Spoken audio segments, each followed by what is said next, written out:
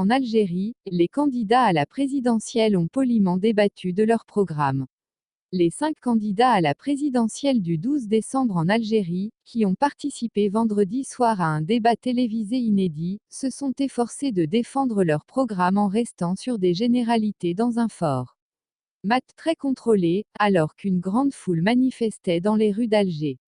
Les 5 candidats à la présidentielle algérienne du 12 décembre ont participé, vendredi 6 décembre au soir, à un débat télévisé inédit, une première pour le pays.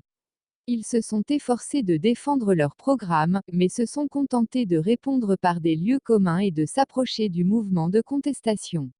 Alors qu'ils débattaient, une foule gagnait les rues d'Alger pour manifester contre le pouvoir en place.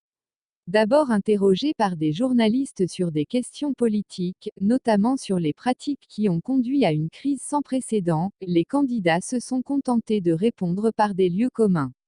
Le format étroit du débat, chaque prétendant, debout derrière des pupitres transparents, devant répondre à son tour en 2 minutes chrono, ne favorisait pas des échanges productifs. Tous les 5 ont essayé de se proclamer proches du Irak, le mouvement de contestation qui secoue l'Algérie d'époux le 22 février et qui rejette pourtant massivement le scrutin pour lequel ils sont candidats. Ce mouvement les accuse également d'être issus ou soutenus par le pouvoir. Les 5 prétendants, Ali Benflis, Abdelmajid Tebboune, Azzedine Mioubi, Abdelaziz Belaïd et Abdelkader Bangrina, ont utilisé leurs 2 minutes strictement chronométrées pour répliquer à 13 questions relatives notamment à la situation politique, économique et sociale du pays. Ils devaient terminer en fin de soirée par un plaidoyer de 3 minutes sur les aspirations du peuple algérien. 4 journalistes sont chargés de poser les questions, 2 de la télévision, 1 pour la télévision publique, l'autre pour les chaînes privées, et 2 pour la presse écrite, un homme et une femme de journaux privés.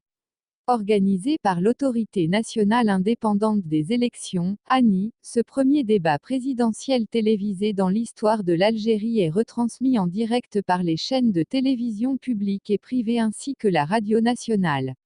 Pas de transparence ou indépendance vis-à-vis de l'État.